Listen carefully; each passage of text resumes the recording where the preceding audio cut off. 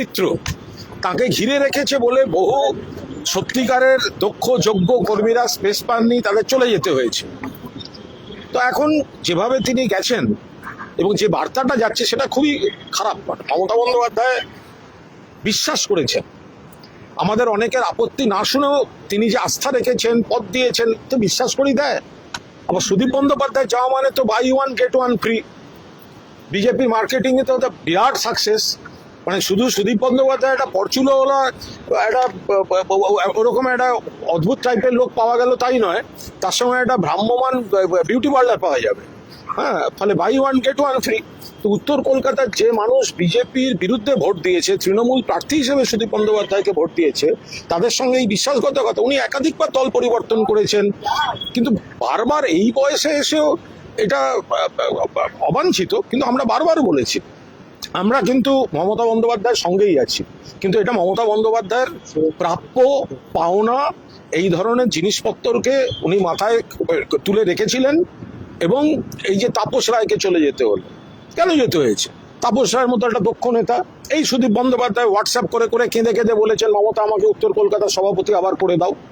সজল ঘোষ, তার বাড়িতে পুলিশ দিয়ে দরজা ভাঙানো হয়েছে, একমাত্র কুণাল ঘোষ টুইট করে প্রকাশ্যে প্রতিবাদ করে আমি দলের লাথি ঝাঁটা খেয়েছি সেদিনকে। এগুলো কারা করেছে? এই ওখানকার যারা এইসব লোকজন।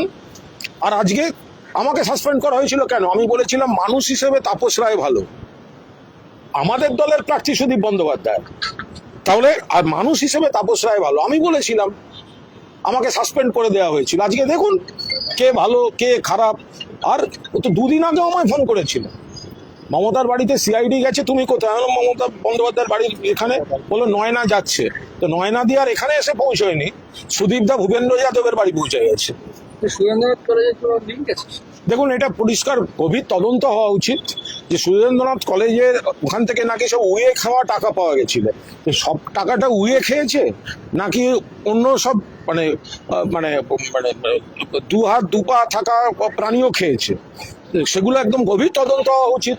যে সুরেন্দ্রনাথ কলেজের এত বড় স্ক্যাম ধরা পড়ছে এবং তারপরেই নানা রকম যাতায়াত তৈরি হচ্ছে, কিন্তু সুরেন্দ্রনাথ কলেজ ঘিরে একদম গভীর তদন্ত হওয়া উচিত। কারা তার মধ্যে ছিলেন, তারা কাদের কাছে ছিলেন, এগুলো তো তদন্ত হওয়া উচিত। বেলেঘাটার বিধায়ক আপনি, এখন থেকে আপনার আগের বিধায়ক এবং ওখানকার যারা কাউন্সিলর শোনা যায় বা ওখানকার যারা মাস্তান বাবুগুলো রয়েছে তাদের কাছ থেকে কি নিয়মিত তিনি পয়সা পেতেন? সে তো তারা বলতে পারবে, আমি কাউকে দিইও নি, কাউকে নিয়েও নি। তো সুতরাং সুদীপ বন্দ্যোপাধ্যায় তিনি বলতে পারবেন যে তিনি তাদের কি করেছেন, তাদের কিভাবে তার সঙ্গে তাদের ইকুয়েশন কি ছিল। কিন্তু রাজনৈতিকভাবে সুদীপবাবু জীবনে এতবার দলবদল করেছেন, মমতা বন্দ্যোপাধ্যায়ের সঙ্গেও করেছেন, তারপরেও মমতা বন্দ্যোপাধ্যায় উজাড় করে তাকে সম্মান টম্মান সব দিয়েছেন। তারপরে যা ঘটেছে এগুলো মমতা বন্দ্যোপাধ্যায়ের পাওনা, এইসব মানে প্রাপ্য ছিল। এই লোকগুলোকে উজাড় করে দিয়েছেন। তো সুখের সময় এরাই ক্ষমতা আঁকড়ে বসেছিল, এবং যখন দলের একটু কঠিন সময় হলো তখন কর্মীদের পাশে না থেকে আমি কিভাবে নিজেকে বাঁচাবো, নিজের বউয়ের ভবিষ্যৎ কি হবে, আমি বললাম না buy one get one free. বলছি একটা অন্য ইস্যুতে আসি, সেটা হচ্ছে যে আপনি পাওয়ার করিডোরের কথা গত কয়েকদিন ধরে বলেছেন, বসের ফ্যান ক্লাব। এবার সুমিতকে খুঁজে বেড়ানো হচ্ছে, তিনি কেমন? আমি একটা কথা বলছি, আমি একদম পরিষ্কার কথা বলছি, সুমিত রায়ের বিষয়ে আমি কোনো মন্তব্য করব না। এসব বিরাট উপদিক্কার ব্যাপার। হ্যাঁ, কার্যত তিনি মানে বস, তিনি তার ফ্যান ক্লাব হয়ে গেল। সুমিত রায় ফ্যান ক্লাব, সেই ফেরে বাজগুলো কোথায়? সেগুলোকে একবার পুলিশ কান ধরে টেনে আনো যে সুমিত রায় ফ্যান ক্লাব। আর কি হচ্ছে?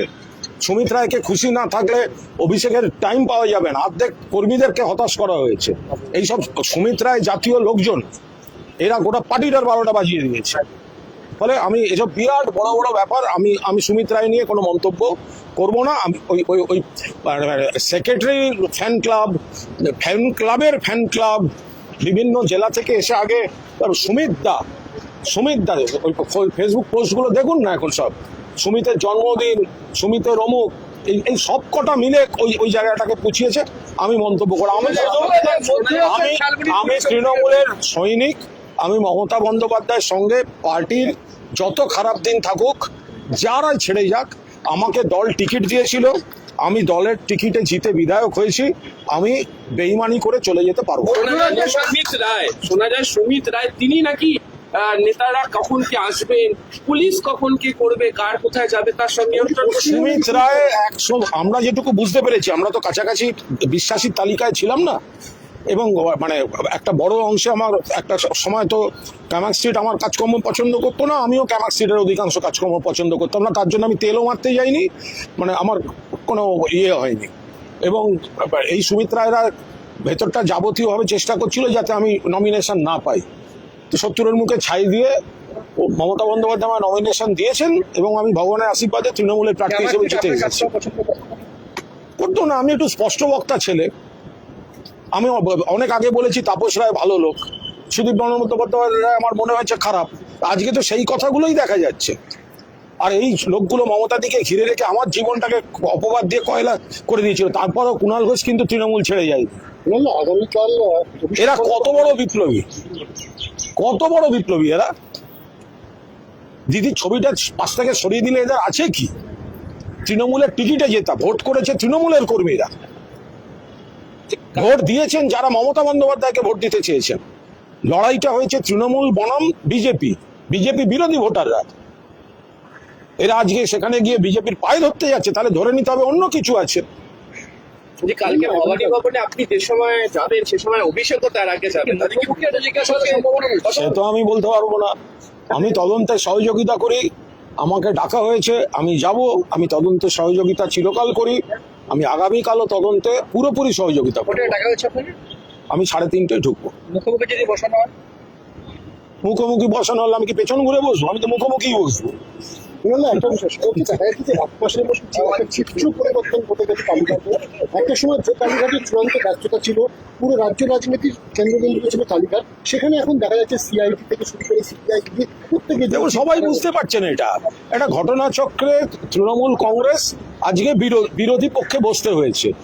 এত তাড়াতাড়ি যারা শুধু ক্ষমতার সঙ্গে থাকতে চান, যারা শুধু ক্ষমতার সঙ্গে থাকতে চায়, তো তারা যদি দলের মধ্যে এত তাড়াতাড়ি তাদের মনে হয় দম বন্ধ হয়ে যাচ্ছে, ফুসফুসে প্রবলেম, অক্সিজেনের প্রবলেম, তো প্রবলেম এটা সাইন হয়। যারা ওয়ার্কার, যারা কর্মী, আর মানুষও বুঝতে পারছেন যে মহিলা আজ বিরোধী আসনে, বিরোধী দলের নেত্রী, মুখ্যমন্ত্রী নেই, তাকে যখন এই পরিমাণ আক্রমণ করতে হয়, তাকে মানে বাকি যারা ক্ষমতার জন্য ছিলেন তাকে তো শুষে খেয়েছেন, তার ছবিটাকে ব্যবহার করে তো পদ, এমপি, এমএলএ, অমুক তমুক কিছু বাকি ছিল না। আজকে মহিলা ক্ষমতায় নেই, তো সঙ্গে সঙ্গে তাকে ছেড়ে দিতে হবে। যাদের ডিকশনারিতে লেখা আছে তাদের ডিকশনারিতে লেখা আছে, আমার নেই নেই। বলছি মদন মিত্র কয়েকটা বাড়িতে ইডি রেড করেছে, এবং নোটিশ পাঠানো হচ্ছে সিআইডির তরফ থেকে আশঙ্কা নেই। ইডি রেডটা কি হয়েছে?